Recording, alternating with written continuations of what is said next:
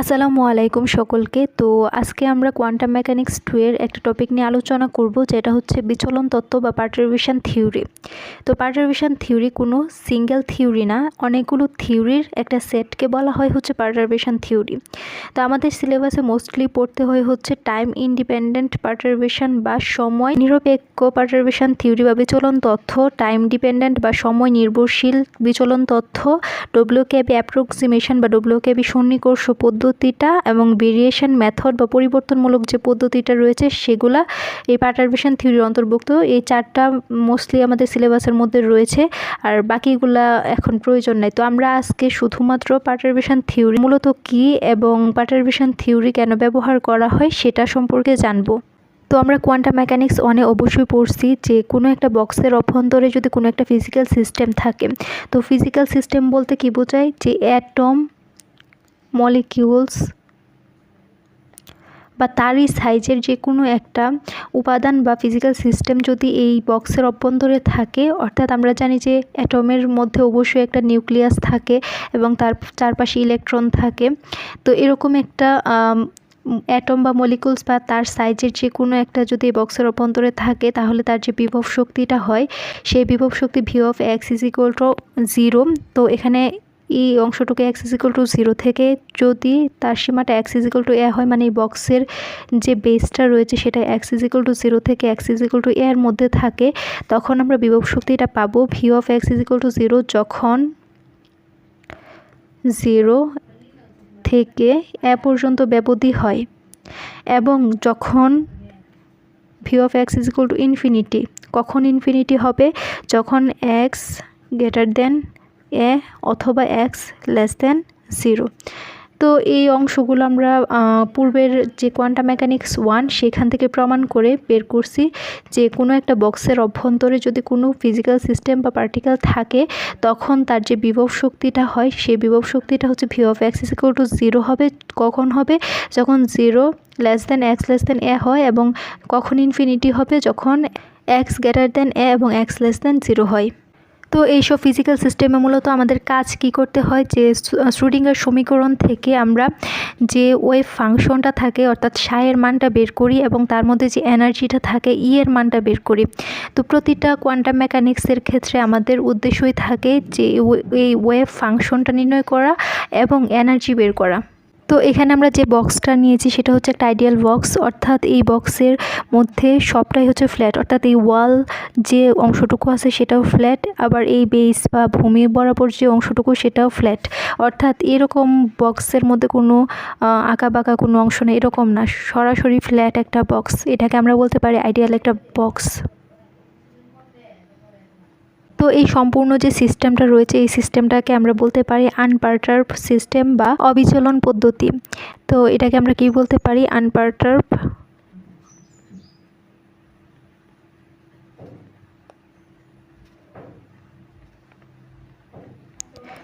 System বা অবিচলন পদ্ধতি।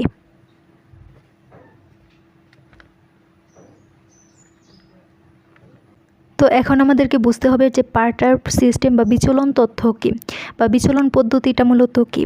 তো এই যে পার্টিকেলটা রয়েছে এই পার্টিকেলটা তো অবশ্যই এদিকে ওদিক ছোটাছুটি করবে, অর্থাৎ এই দেয়ালের সাথে বা এই নিচের ভূমি বরাবর যে দেয়ালটা রয়েছে সেই দেয়ালের সাথে ধাক্কা খাবে। এখন এই যে পার্টিকেলটা, এই পার্টিকেলটাকে যদি আমরা একটু ডিস্টার্ব করি, কীভাবে ডিস্টার্ব করতে পারি? এখানে আমরা যে দেয়ালটা নিব সেই দেয়ালটা যদি ফ্ল্যাট না হয়ে একটু আঁকা বাঁকা হয় ভূমি বরাবর হতে পারে, বা ওয়াল যে ডান সাইড বা বাম সাইডের যে ওয়াল রয়েছে সেই ওয়াল বরাবর হতে পারে, এরকম হতে পারে, অথবা এরকম হতে পারে। তখন পার্টিকেলটা যখন এদিক ওদিক বরাবর ছোটাছুটি করবে, তখন এই যে দেয়ালের মধ্যে যে এই ডিস্টারবেন্সটা রয়েছে সেই ডিস্টারবেন্সের কারণে সে কী করবে, তার বিভব শক্তি কিছুটাও এদিক ওদিক হবে, অর্থাৎ বিভব শক্তি কমে যেতে পারে এই ক্ষেত্রে।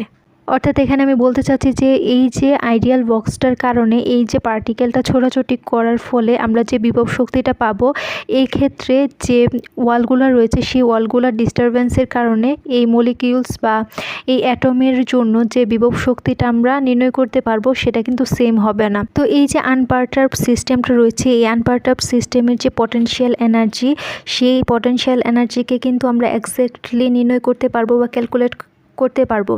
কিন্তু এই আইডিয়াল বক্সটাকে যদি আমরা পার্টার্ব বা বিচলন ঘটাই, অর্থাৎ এই যে বক্সটা রয়েছে সেই বক্সের দেয়ালগুলো হয় বেস বরাবর অথবা এই সাইড বরাবর দেয়ালগুলোর মধ্যে যে আমরা ডিস্টারবেন্স করলাম, এই ডিস্টারবেন্সের কারণে এই পার্টিকেলটা অবশ্যই তার চলাচলের মধ্যে বাধা বা বিঘ্ন ঘটবে। এই বাধা বিঘ্ন ঘটার কারণে আমরা এখানে বলতে পারবো যে এই বক্সের ভিতরে যে পার্টিকেলটা রয়েছে সেই পার্টিকেল যে ফিজিক্যাল সিস্টেম সেটা আমরা পার্টারবেশন করে দিলাম। তো এই পার্টারবেশন করার ফলে আমরা যে আইডিয়াল বক্সের ক্ষেত্রে বিভব শক্তি বা আমরা যে ওয়েভ ফাংশন বা এনার্জি বের করতে পারবো সেই এনার্জিটুকু এবং এই পার্টারবেশনের কারণে যে ওয়েভ ফাংশন বা এনার্জিটুকু পাবো তার মধ্যে যে ব্যবধান কতটুকু হলো সেই ব্যবধানটা নির্ণয় করার জন্যই মূলত আমরা পার্টারবেশন থিওরিটা ব্যবহার করি বা বিচলন তথ্য প্রয়োগ করি। তো এখানে আমরা আলটিমেটলি বলতে পারবো যে আনপার্টার্ব সিস্টেমের ওয়েভ ফাংশন অথবা এনার্জি এর সাহায্যে পার্টার্ব সিস্টেমের যে ওয়েভ ফাংশন অথবা এনার্জি ক্যালকুলেট করার যে পদ্ধতিটা বা ক্যালকুলেট করব যে পদ্ধতিতে, সেটাই হচ্ছে মূলত বিচলন তথ্য বা পার্টারবেশন থিওরি।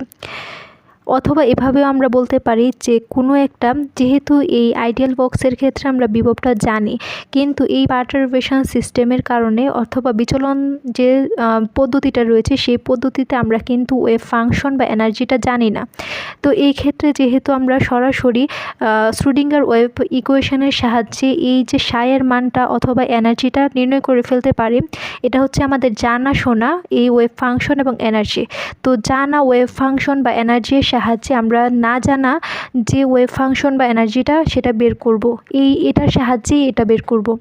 এটা বের করার জন্য যে তথ্যটা আমরা প্রয়োগ করব সেটাই হচ্ছে বিচলন তথ্য।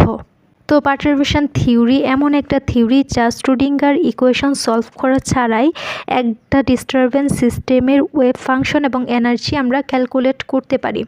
তো আমাদেরকে এই অংশটুকু মনে রাখতে হবে যে এটা হচ্ছে আমাদের জানা ফিজিক্যাল সিস্টেম এবং এটা হচ্ছে, যদি আমরা এখান থেকে বের করি এটার ক্ষেত্রে বিভবটা অবশ্যই পরিবর্তন হবে। এটার ক্ষেত্রে বিভব যায়, এটার ক্ষেত্রে বিভব সেম হবে না। আর এটা হচ্ছে না জানা আমাদের আননোন একটা সিস্টেম। এই আননোন সিস্টেমের ওয়েভ ফাংশন এবং এনার্জিটা আমরা এই যে জানা যে সিস্টেমটা রয়েছে সেই সিস্টেমের ওয়েভ ফাংশন এবং এনার্জির সাহায্যে এটা বের করতে পারবো। এটাই হচ্ছে মূলত আমরা এটা কিভাবে বের করতে পারবো, এখানে এই বিচলন তত্ত্বের সাহায্যে বের করতে পারবো। তো কোয়ান্টাম বলবিদ্যায় যে সকল সিস্টেমের বিভব শক্তির পরিবর্তন সুনির্দিষ্ট, সেই সকল সিস্টেমের শ্রোডিঙ্গার সমীকরণ যথার্থ সমাধান নির্ণয় করা যায়। তো এখানে কি বলা হয়েছে, আমরা যে আইডিয়াল বক্সটা নিয়েছিলাম সেই আইডিয়াল বক্সের ভিতরে যে ফিজিক্যাল সিস্টেম রয়েছে, ফিজিক্যাল সিস্টেমের মধ্যে যে অ্যাটমটা রয়েছে সেই অ্যাটমের জন্য যে বিভব শক্তিটা আমরা পাই সেই বিভব শক্তিটা হচ্ছে সুনির্দিষ্ট। তো এই বিভব শক্তি সুনির্দিষ্ট হওয়ার কারণে আমরা একজ্যাক্ট একটা মান পাই, সেটা হচ্ছে তরঙ্গ ফাংশনের, এবং এই যে বা এনার্জিটা রয়েছে সেটারও আমরা একজ্যাক্ট মানটা পাই। তো এটাই বলছে যে আমরা সুনির্দিষ্ট একটা যথার্থ সমাধান পাই। কিন্তু অধিকাংশ প্রয়োজনীয় সিস্টেমে শ্রোডিঙ্গার সমীকরণের সঠিক সমাধান নির্ণয়ে বিশাল গাণিতিক জটিলতার সম্মুখীন হতে হয়। অর্থাৎ এখানে আমরা যদি পার্টার্ব সিস্টেমের জন্য কোনো তরঙ্গ ফাংশন বা এনার্জি বের করতে চাই, তাহলে আমাদের জটিলতা সৃষ্টি হয় ওই গাণিতিক সমস্যাটা সমাধান করার জন্য। তাই এই ধরনের সিস্টেমের আচরণ ব্যাখ্যা কিছু সন্নিকর্ষ পদ্ধতি শরণাপন্ন হতে হয়। অর্থাৎ আমরা এখানে যে আনসারটা পাবো, এই আনসারটার জন্য এই যে বক্সটা বা আইডিয়াল বক্সটা রয়েছে সেটার জন্য অ্যাপ্রক্সিমেট যে আনসারটা পাবো ধরে নিলাম সেটা হচ্ছে 2, কিন্তু এই ক্ষেত্রে যে আনসারটা পাবো সেটা হচ্ছে প্রায় 2 এর কাছাকাছি। অর্থাৎ আমরা এভাবে লিখতে পারবো 2.0001 অ্যাপ্রক্সিমেট হচ্ছে 2 এর সমান। হ্যাঁ, তো এই যে কিছু অংশ বৃদ্ধি পেল 0.0001, এই অংশটুকুকে আমরা বলতে পারি পার্টার্ব অংশ বা বিচলন অংশ। তো তাই এই ধরনের সিস্টেমের আচরণ ব্যাখ্যায় কিছু সন্নিকর্ষ পদ্ধতি শরণাপন্ন হতে হয়। তো এই যে পদ্ধতিটা রয়েছে যে অ্যাপ্রক্সিমেট, আমরা সঠিক যথার্থ সমাধানটা না পেলেও প্রায় কাছাকাছি মানটা পাবো এই সমস্যাটা সমাধান করার জন্য। তো এই পদ্ধতিটার নাম হচ্ছে সন্নিকর্ষ পদ্ধতি। আর এই সন্নিকর্ষ অনেক ধরনের পদ্ধতি আছে, WKB পদ্ধতি আছে, অথবা টাইম ইন্ডিপেন্ডেন্ট পার্টারবেশন সিস্টেম রয়েছে, টাইম ডিপেন্ডেন্ট পার্টারবেশন সিস্টেম রয়েছে। তো এই সমস্যা সমাধান করার জন্য আমরা একটা পদ্ধতি নিব, সেই পদ্ধতিটা হচ্ছে বিচলন পদ্ধতি। তো এই সন্নিকর্ষ পদ্ধতিগুলোর মধ্যে একটি হলো বিচলন পদ্ধতি। তো বিচলন তথ্য বা পারটারবেশন থিওরি হচ্ছে দুই ধরনের। তো এখানে আমরা লিখি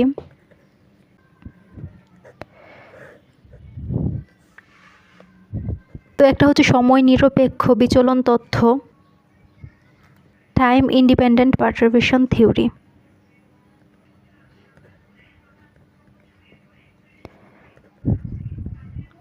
আরেকটা হচ্ছে সময় নির্ভর বিচলন তথ্য বা টাইম ডিপেন্ডেন্ট পারটারবেশন থিওরি।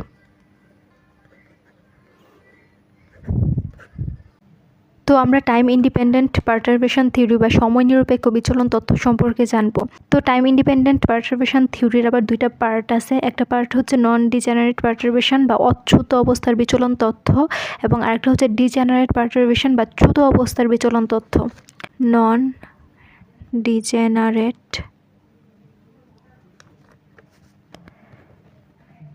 পারটারবেশন, অচ্যুত অবস্থার বিচলন তথ্য।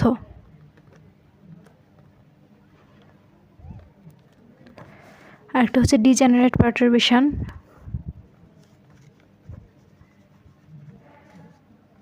চ্যুত অবস্থার বিচলন তথ্য।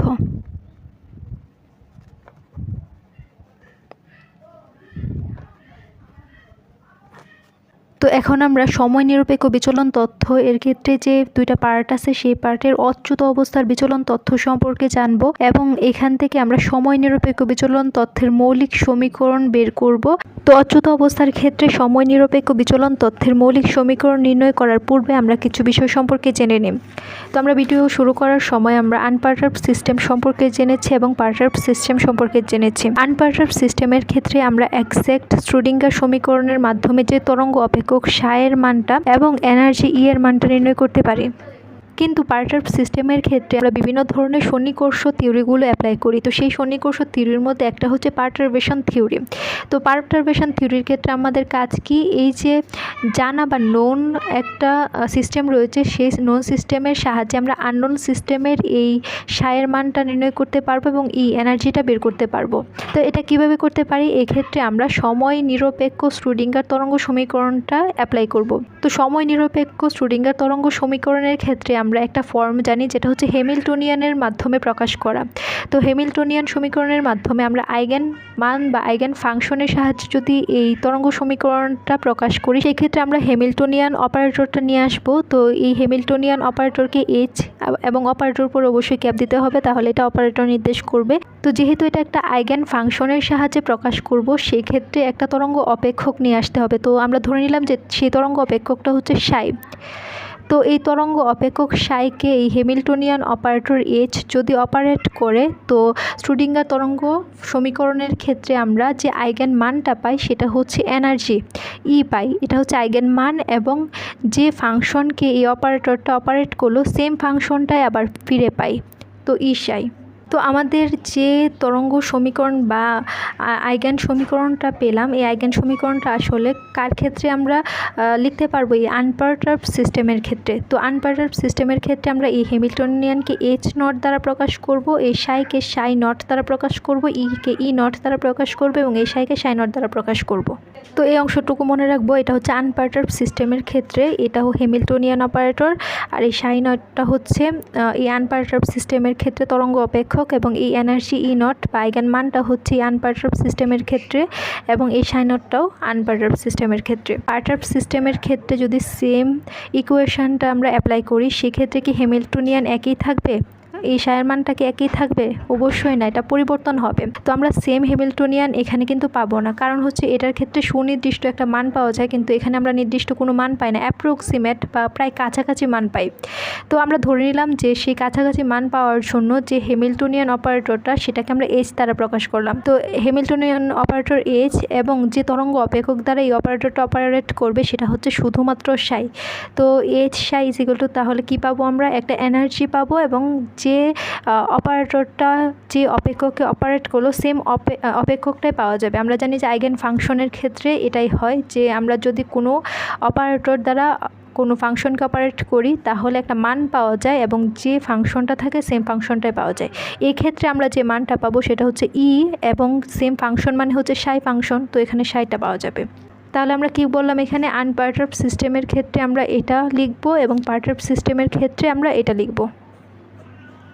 তো এখানে খেয়াল করলে দেখব যে আমরা যে তরঙ্গ ফাংশন বা তরঙ্গ অপেক্ষকটা নিলাম, সেই তরঙ্গ অপেক্ষকটাকে অবশ্যই নর্মালাইজেশন বা অভিনর্মী হতে হবে।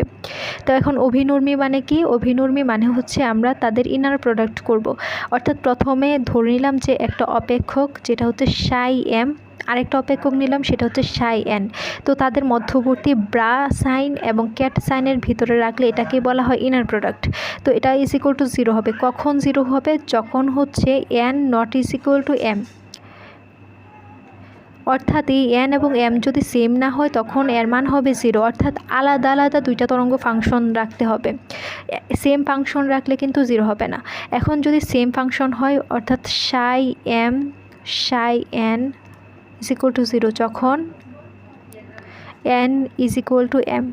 তো এন এবং এম যদি সমান হয়ে যায় তার মানে হচ্ছে এই তরঙ্গ ফাংশনটা হচ্ছে একই তরঙ্গ ফাংশন। একই তরঙ্গ ফাংশনের ইনার প্রোডাক্ট সবসময় কি হয়? 1 হয়। তো ইনার প্রোডাক্ট মূলত কি? আমরা কোয়ান্টাম মেকানিক্সের ক্ষেত্রে পড়ছি যে কোনো একটা ফাংশনকে যদি আমরা কমপ্লেক্স কনজুগেট করি এবং সেম ফাংশনটাকে আমরা স্বাভাবিক রাখি, তাহলে এইটাকে যদি আমরা ইন্টিগ্রেশন করি তখন আমরা হয় 0 পাবো নয় 1 পাবো। কখন আমরা 0 পাবো? যখন n not is equal to m, এবং কখন 1 পাবো? যখন n is equal to m. তো এই ফর্মে আমরা কোয়ান্টাম মেকানিক্স 1-এ পড়ছি। তো এটাকে আমরা ডিরাক নোটেশনের মাধ্যমে এভাবে লিখতে পারি যে bra Sai M cat Sai n is equal to 0। তো এখন আমাদের আরেকটা ব্যাপার খেয়াল রাখতে হবে। তো এই যে সাই অপেক্ষকরা রয়েছে এটাকে যদি আমরা একটা স্টেট বিবেচনা করি, ইচ্ছা করলে আমরা এটাকে স্টেটও বিবেচনা করতে পারি। তো স্টেট বিবেচনা করলে এটাকে অবশ্যই ক্যাটের ভিতরে রাখতে হবে। তো এটাকে যদি আমরা এভাবে লিখি তাহলে এটা কিন্তু অপারেটর। তো ক্যাটের ভিতর মানে হচ্ছে এই যে সাই নট, এভাবে রাখতে হবে ই নট ক্যাট সাই নট। তো এইটাকে আমরা এভাবেও লিখতে পারি। তো সেমভাবে এটাকে আমরা কীভাবে লিখতে পারি? H cap Sai cat is equal two E Sai cat. তো এতক্ষণ আমরা যা যা বলছি সেগুলো এখানে লিখছি। তো কোনো সিস্টেমের প্রতিটি শক্তি স্তর বা আইগেন মানের অনুষঙ্গী একটি মাত্র আইগেন অপেক্ষক বা আইগেন ক্যাট থাকে। তো আমরা যখন আইগেন মান সমীকরণটা লিখছিলাম তখন যে আইগেন ক্যাটটা ছিল সেটা হচ্ছে সাই এন নট। তো এটা হচ্ছে অবিচলিত বা আনপারটার্বড সিস্টেমের জন্য সাই এন নট ধরছিলাম এবং পারটার্বড সিস্টেমের জন্য শুধু সাই এন। তো এখানে এন কেন যুক্ত হয়েছে? কারণ হচ্ছে এনতম অভিনর্মী আইগেন ক্যাটের জন্য আমরা এই সাই এন ধরতে পারি। তো ফার্স্ট অর্ডারের জন্য সাই 1, সেকেন্ড অর্ডারের জন্য সাই 2, এভাবে এনতম অর্ডারের জন্য আমরা যে অপেক্ষকটা বিবেচনা করতে পারি সেটা হচ্ছে সাই এন নট। তো এখানে আমরা লিখতে পারি যে ধরা যাক অবিচলিত বা আনপারটার্বড অবস্থায় হ্যামিল্টনিয়ান অপারেটরকে আমরা ধরছি হচ্ছে এইচ ক্যাপ নট। তো এনতম কোয়ান্টাম অবস্থায় অভিনর্মী আইগেন ক্যাট, তো এই ক্যাট সাই এন নট লিখতে পারি এবং আইগেন মান হচ্ছে ই এন নট। তাহলে আইগেন মান সমীকরণটা কি হবে? আইগেন মান সমীকরণটা হবে হচ্ছে এই যে হ্যামিল্টনিয়ান অপারেটর কাকে অপারেট করবে? এই যে সাই এন নট। তো এই ক্যাটের ভিতরে রাখবো ক্যাট সাই এন নট। তাহলে কি দিবে? আইগেন মান দিবে। তো এখানে আমরা আইগেন মানটা কি পাবো? এই এনার্জিটা। তো এখানে ই এন মানে হচ্ছে এনতম অভিনর্মী অবস্থার জন্য আমরা এখানে ই এনটা লিখবো। তো ই এন নট, আর যে অপারেটরটা এই যে ফাংশন বা এই আইগেন ক্যাটকে অপারেট করবে সেম আইগেন ক্যাটটাই পাওয়া যাবে। তো সেম আইগেন ক্যাট কি? সাই এন নট। তো এটাকে আমরা 1 নং সমীকরণ দিব। তো পুনরায় ধরা যাক সময় নিরপেক্ষ বিচলনের উপস্থিতিতে। তো আগেরটা ছিল অবিচলিত বা আনপারটার্বড সিস্টেমের ক্ষেত্রে এই সমীকরণটা আমরা পাই। তো পারটার্বড সিস্টেম বা বিচলনের ফলে যে আইগেন সমীকরণটা হয় সেটার জন্য আমরা যে আইগেন ক্যাটটা ধরবো সেটা হচ্ছে ক্যাট সাই এন, এবং যে আইগেন মানটা ধরবো সেটা হচ্ছে ই এন, এবং হ্যামিল্টনিয়ান কি আগেরটাই থাকবে? এই এইচ নট, সরি এখানে এইচ নট ক্যাপ হবে। তো এই এইচ নটটাই কি থাকবে? না, কারণ হচ্ছে আমরা আনপারটার্বড সিস্টেমের ক্ষেত্রে যে হ্যামিল্টনিয়ান ব্যবহার করব, হ্যামিল্টনিয়ান অপারেটরটা সেম হ্যামিল্টনিয়ান অপারেটর আমরা বিচলনের ক্ষেত্রে ব্যবহার করব না। তো আমরা নতুন আরেকটা হ্যামিল্টনিয়ান অপারেটর ধরবো সেটা হচ্ছে এইচ ক্যাপ। তো এই ক্ষেত্রে আমরা আইগেন মান সমীকরণটা লিখতে পারবো হচ্ছে H cap Sai N cat is equal two, তো এখানে আমরা যে এনার্জিটা পাবো সেটা হচ্ছে EN, এবং এই যে এই অপারেটরটা এই আইগেন ক্যাটের উপর অপারেট করে, ফলে আমরা আইগেন মান সমীকরণ যেহেতু নির্ণয় করব সেহেতু এই আইগেন ফাংশনটাই দিবে। তো এখানে সাই এন হবে। তো এটাকে আমরা 2 নং সমীকরণ দিব।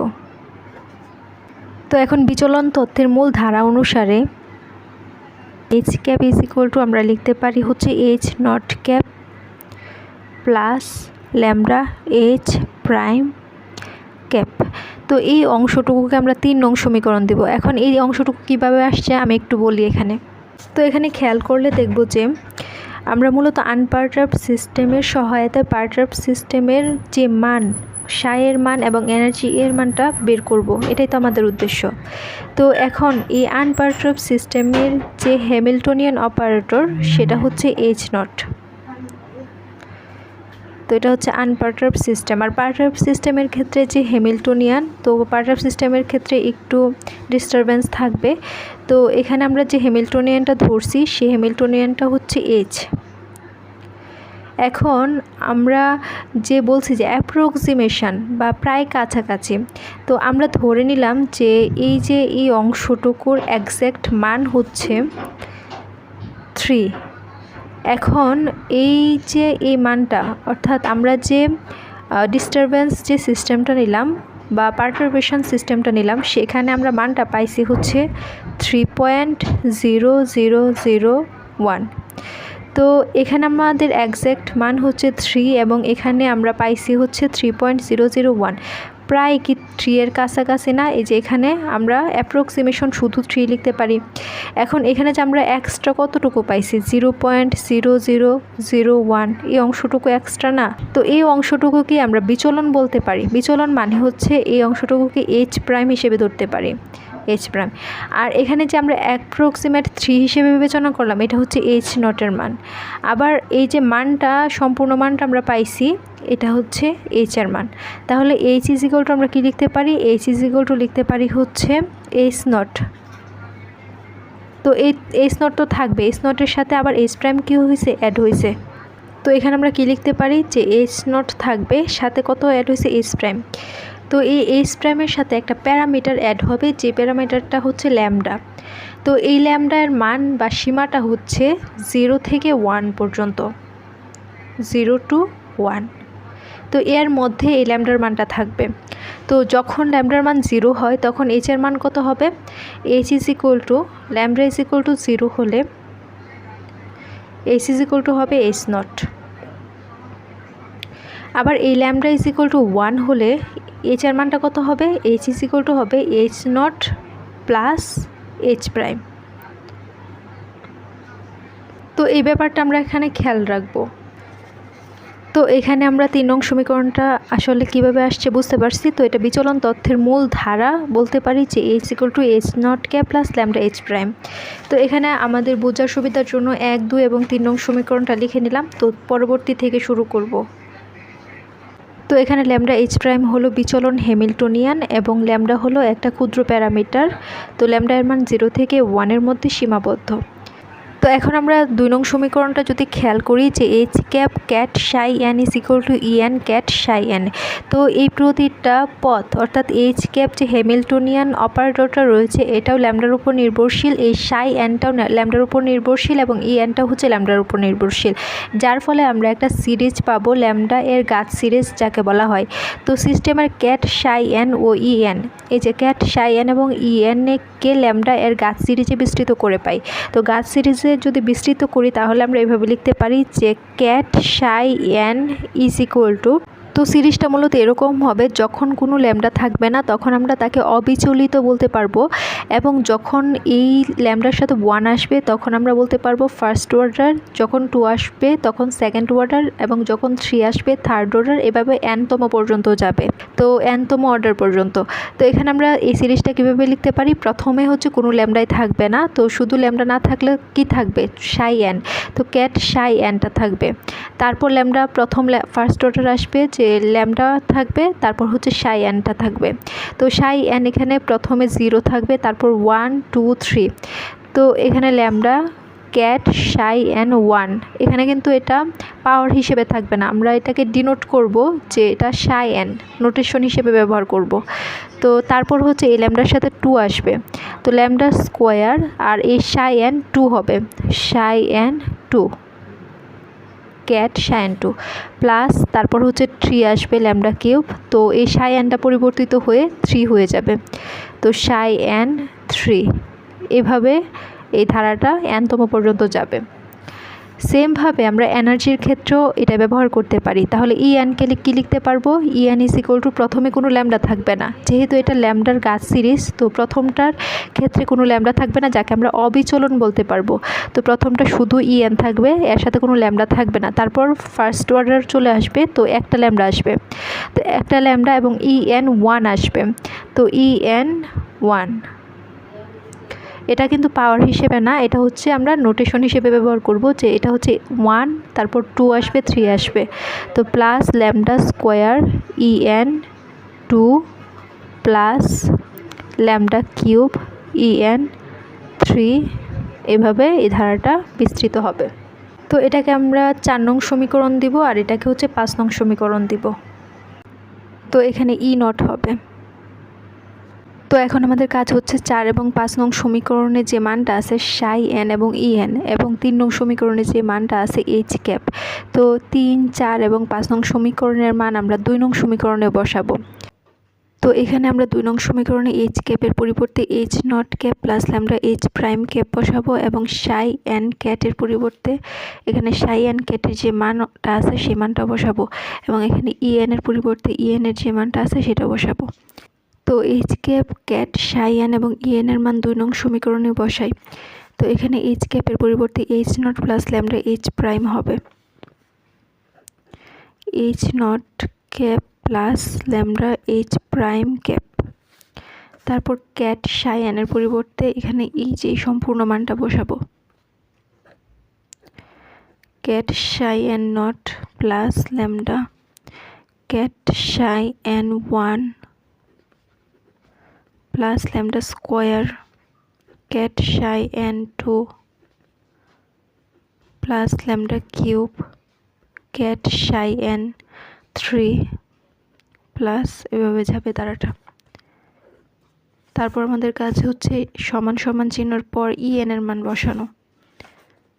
তো এখানে আমরা দিই ই এন এর মানটা, ই n naught plus lambda E N 1 plus lambda square E N 2 plus lambda cube E N 3 plus dot dot. এখন আমরা এই ক্যাট সাই এন এর মানটা বসাবো। ক্যাট সাই এন এর মান কত, এই যে সম্পূর্ণ মানটা আবার বসাবো। তো ket psi n naught plus lambda ket psi n 1 plus lambda square ket psi n 2 plus lambda cube ket psi n 3 plus so on.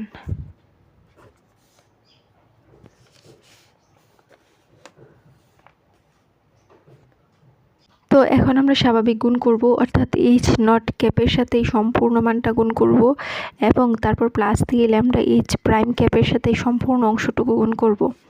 তো এখানে যদি আমরা গুণ করি তাহলে কি পাবো, H naught cap Sai n not ক্যাটের সাথে যদি গুণ করি তাহলে পাবো হচ্ছে H naught cap ket psi n not, তারপর হচ্ছে প্লাস আবার এইচ নট এটার সাথে গুণ করব, প্লাস এইচ নট ক্যাপ। তো প্রথমে আমরা ল্যামডাটা লিখব, তো lambda H naught cap ket psi n 1 plus আবার এইচ নট এটার সাথে গুণ করলে হবে lambda square H naught cap ket psi n 2 plus আবার এইচ নট ক্যাপ এটার সাথে গুণ করলে হবে lambda cube H naught cap ket psi n 3। তো এইভাবে আমাদের ধারাটা অগ্রসর হবে। তো এইটুকু লিখলাম, তারপর হচ্ছে প্লাস, এই যে এই প্লাস, তারপর ল্যামডা এইচ প্রাইমের সাথে এই সম্পূর্ণ অংশটুকু গুণ করতে হবে। তো ল্যামডা এইচ প্রাইমের সাথে যদি সাই এন নট ক্যাট গুণ করি তাহলে lambda H cap prime cat psi n naught plus তারপর এটার সাথে এটা গুণ করলে কি হবে, ল্যামডা এবং ল্যামডা গুণ করলে lambda square H cap prime, এই যে এইচ ক্যাপ প্রাইম, তারপর সাথে থাকবে হচ্ছে ক্যাট সাই এন 1।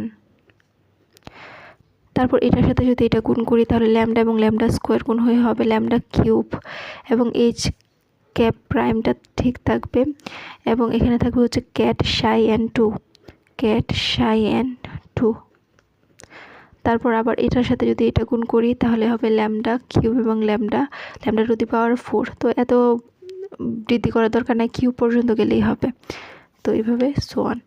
এখন আমরা এই অংশটুকুর কাছে যাব, এটার সাথে এই সম্পূর্ণ অংশটুকু গুণ করব, আবার এটার সাথে এই সম্পূর্ণ অংশটুকু গুণ করব, কারণ এই ব্র্যাকেটের ভিতরের এই অংশটুকু এবং এই অংশটুকু গুণ আকারে আছে। তো আমরা সমান সমান চিহ্ন দিব, সমান সমান চিহ্ন দিয়ে এই ই এন নট এই এটার সাথে গুণ করব ই এন নট, এই ল্যামডা সাই এন 1-এর সাথে গুণ করব E n naught, lambda square psi n 2-এর সাথে গুণ করব, আবার ই এন নট এই ল্যামডা কিউব সাই এন 3-এর সাথে গুণ করব। প্রথমে E n naught psi n নটের সাথে গুণ করলে হবে E n naught ket psi n naught plus তারপর ই এন নট এই সাই এন 1 ল্যামডা, তাহলে হবে ই এন নট, তো ল্যামডাটাকে প্রথমে রাখবো ল্যামডা ই এন নট, তারপর ক্যাট সাই এন 1 প্লাস তারপর ই এন নট এটার সাথে গুণ করলে হবে ল্যামডা স্কোয়ার ই n naught ket psi n 2 plus আবার ই এন নট এটার সাথে গুণ করলে হবে ল্যামডা কিউব ই n naught ket psi n 3। তো এভাবেই ধারাটা অগ্রসর হবে। তারপর হচ্ছে প্লাস এটার সাথে আবার এটা, এটার সাথে আবার ওইটা, এটার সাথে এটা, এটার সাথে এটা গুণ করব। তো প্লাস ল্যামডা এটার সাথে যদি এই অংশটুকু গুণ করি তাহলে হবে lambda E N 1 cat psi n not,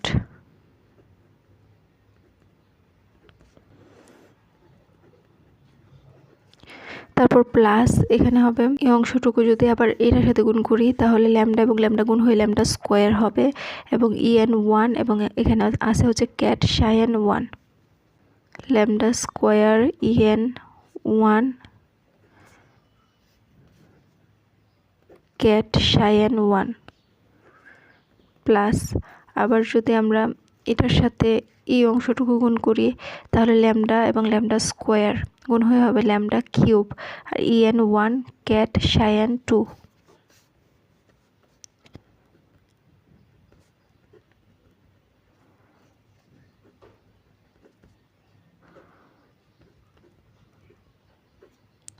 তো এইভাবে ধারাটা অগ্রসর হবে, যখন এই ল্যামডার মানটা কিউবে চলে আসবে তারপর আর অগ্রসর হওয়ার দরকার নেই। তো প্লাস প্লাস, তো এখন আমরা প্লাস দিব, প্লাস আবার কি করব এখানে এই অংশটুকুর সাথে আবার এই সম্পূর্ণ অংশটুকু গুণ করব। তো lambda square E N 2 lambda square E N 2 এ cat psi n naught plus আবার হচ্ছে ল্যামডা স্কোয়ার ই এন 2 এটার সাথে গুণ করলে হবে ল্যামডা স্কোয়ার এবং lambda lambda cube E N 2 cat psi n 1 plus, তো এখানে ল্যামডা স্কোয়ার ই এন 2 এটার সাথে যদি গুণ হয় ল্যামডা টু দি পাওয়ার 4 হয়ে যাবে। তো 4-এ যাওয়ার দরকার নাই, কিউব পর্যন্ত গেলেই হবে। তারপর হচ্ছে এটার সাথে আমরা এটা গুণ করব, এটার সাথে আমরা এটা গুণ করব, এটার সাথে আমরা এটা গুণ করব। তো এটার দরকার হবে না কারণ আমরা স্কোয়ার পর্যন্ত মানেই নিব, তো এভাবে দিয়ে দিলেই হবে। আর এটার সাথে গুণ করার দরকার নাই কারণ এত মান লাগবে না আমাদের। তো আশা করি এই অংশটুকু আমরা বুঝতে পারছি। তো এখন আমরা এটা নিয়ে কাজ করব। তো এখানে আমরা সমান সমান চিহ্ন না দিয়ে বাদ চিহ্নটা দিব, কারণ হচ্ছে আমাদের দুইটা পার্ট, একটা হচ্ছে বাম পক্ষ, একটা হচ্ছে ডান পক্ষ। তো এটা হচ্ছে আমাদের বাম পক্ষের অংশ, আর এই যে সমান সমানের পরে হচ্ছে ডান পক্ষের অংশ। যেহেতু আমাদের জায়গা কম এই জন্য আমরা এত বড় লাইন হিসেবে লিখছি। এখন আমরা এই বাম পক্ষ এবং ডান পক্ষটাকে তুলনা করব এবং ল্যামডার যে সহগগুলো রয়েছে সেগুলো সহগ সমীকৃত করব। তো এই অংশটুকুকে আমরা 6 নং সমীকরণ দিব। 6 নং সমীকরণের বাম পক্ষ হচ্ছে এই যে H not ket psi n not থেকে এই যে এই অংশ পর্যন্ত, এবং ডান পক্ষ হচ্ছে এই যে এই অংশটুকু পর্যন্ত। তো 6 নং সমীকরণের উভয় পক্ষ হতে ল্যামডার সমান ঘাতে সহগ সমীকৃত করে পাই। তো এখানে আমরা সহগ সমীকৃত করা বলতে বোঝাবো যে ল্যামডা এর মানগুলা দেখব। তো যেখানে ল্যামডার পাওয়ারগুলো সেম সেম রয়েছে আমরা তার সমান লিখতে পারবো। তো আমরা বাম পক্ষ খেয়াল করলে দেখব যে এই যে এইটা শুধুমাত্র ল্যামডার কোনো অস্তিত্ব নাই, আবার ডান পক্ষের মধ্যে এই অংশটুকুর কেবলমাত্র ল্যামডার কোনো অস্তিত্ব নাই। তো এটাকে আমরা অবিচলন অংশ বলতে পারবো। তো আমরা এখানে যেহেতু ল্যামডার কোনো অস্তিত্ব নাই, তো আমরা এটাকে সহগ সমীকৃত করলে লিখতে পারবো হচ্ছে H not ket psi n not is equal two E n naught ket psi n not. তো এটা লিখবো এখানে। তো এখানে আমরা লিখতে পারবো H not ket psi n not সমান হচ্ছে ই এন নট, আর বাকি সবগুলোর ক্ষেত্রে কিন্তু ল্যামডার অস্তিত্ব রয়েছে। তো ই n naught ket psi n not. তো এটাকে আমরা 7 নং সমীকরণ দিব। এখন আমরা ল্যামডা এর ঘাত বা পাওয়ার 1 রয়েছে এমন যে সহগগুলো রয়েছে সেগুলো খুঁজে বের করব।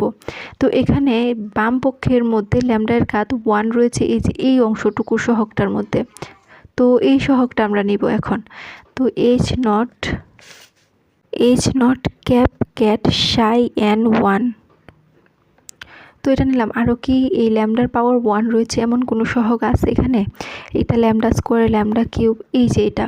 তো এটাও খেয়াল করলে দেখব যে ল্যামডা এর পাওয়ার হচ্ছে 1। তো এই সহগটাও আমরা নেব। আর বাম পক্ষের এই সহগটা কি আকার আছে? প্লাস। তো এখানে আমরা লিখব plus H cap prime cat psi n not. আরও কি আছে এখানে? খেয়াল করলে দেখব যে আর কোনো ল্যামডা এর পাওয়ার 1 এরকম ঘাত বিশিষ্ট কোনো সহগ নাই। তো এটা সমান আমরা লিখতে পারবো। ডান পক্ষটা খেয়াল করব এখন। তো ডান পক্ষের মধ্যে ল্যামডা এর ঘাত 1 আছে এমন যে সহগগুলা সেটা হচ্ছে ই n naught ket psi n 1। তো এখানে আমরা লিখতে পারবো ই n naught ket psi n 1। তো আরও যদি খেয়াল করি যে আরও আছে কি না, তো খেয়াল করলে দেখব যে এটা তো পেলাম, এটা তো ল্যামডার পাওয়ার 2, এটা ল্যামডার পাওয়ার 3, তো এটা ল্যামডার পাওয়ার 1। তো আমরা তো ল্যামডার পাওয়ার 1 সেগুলোই খুঁজতেছি। তো আমরা এটাও লিখতে পারবো। তো প্লাস দিয়ে ই এন 1 লিখতে পারবো, plus E N 1 cat psi n not. তারপর আরও যদি খেয়াল করি আর কোনো ল্যামডার পাওয়ার 1 এরকম নাই। তো এই যে এটার মধ্যে ল্যামডা কিউব, এটার মধ্যে ল্যামডা স্কোয়ার, এটা ল্যামডা কিউব, তো আর নাই। তো আমরা এটাকে 8 নং সমীকরণ দেব। এখন আমরা ল্যামডার পাওয়ার 2 এরকম ঘাত বিশিষ্ট মানগুলো বের করব। তো এটার বাম পক্ষ যদি খেয়াল করি ল্যামডার পাওয়ার 2 কোথায় আছে? এই যে এটার ক্ষেত্রে আছে। তো এই অংশটুকু লিখব এইচ নট ক্যাট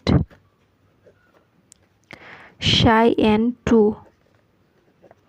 তারপর আরও কোথায় আছে? এই যে এটা আছে, plus H cap prime cat psi n 1। আরও কোথায় আছে? এখানে খেয়াল করলে দেখব যে আর নাই। সমান আমরা ডান পক্ষটা যদি খেয়াল করি ল্যামডা স্কোয়ার, এই যে এটার মধ্যে আছে ই n naught ket psi N cat 2 plus. তো এই যে এখানে ল্যামডা স্কোয়ার কোথায় আছে? এই যে এটা। তো এই অংশটুকু লিখতে পারবো E N 1 cat psi n 1। তো আরও কোথায় আছে? এই যে এটা আছে, plus E N 2 cat psi n not. আর কিন্তু ল্যামডার পাওয়ার 2 এরকম নাই। তারপর আমরা খুঁজবো ল্যামডার পাওয়ার কিউব কোথায় আছে, তারপর খুঁজবো ল্যামডার পাওয়ার 4 কীভাবে আছে। এভাবে যেতে যেতে n পর্যন্ত যাব। তো আমরা এই 2 পর্যন্ত গিয়ে স্টপ হয়ে যাবো, আর যাওয়ার দরকার নাই। এটাকে আমরা 9 নং সমীকরণ দিব। তো এখানে 7, 8 এবং 9 নং সমীকরণই হলো সময় নিরপেক্ষ বিচলন তথ্যের মৌলিক সমীকরণ। তো আমরা খেয়াল করলে দেখব যে 7 নং সমীকরণ যখন সহগ সমীকৃত করেছিলাম তখন ল্যামডা এর কোনো অস্তিত্ব ছিল না। সেক্ষেত্রে আমরা 7 নং সমীকরণকে বলবো হচ্ছে অবিচলিত সমীকরণ বা অবিচলিত অবস্থা। তো এটা এখানে লিখছি 7 নং সমীকরণকে অবিচলিত বলে। 8 নং সমীকরণকে আমরা ফার্স্ট অর্ডার বলতে পারি কারণ ল্যামডার পাওয়ার ছিল 1, এবং 9 নং সমীকরণকে আমরা সেকেন্ড অর্ডার বলতে পারি কারণ সেক্ষেত্রে ল্যামডার পাওয়ার ছিল 2। তো এইভাবে আমাদের সমীকরণটা অগ্রসর হবে, তো ডট ডট দিয়ে বুঝিয়ে দিব।